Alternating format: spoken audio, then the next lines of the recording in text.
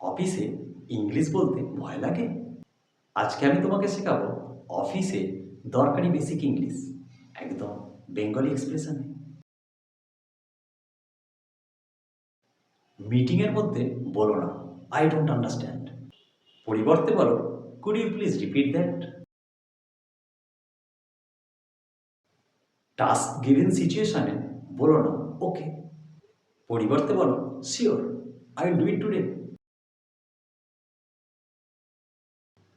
কোনো কাজে ডেডলাইন দেওয়া থাকলে বলো না নট পসিবল, বরং বলো I will try to finish it by today.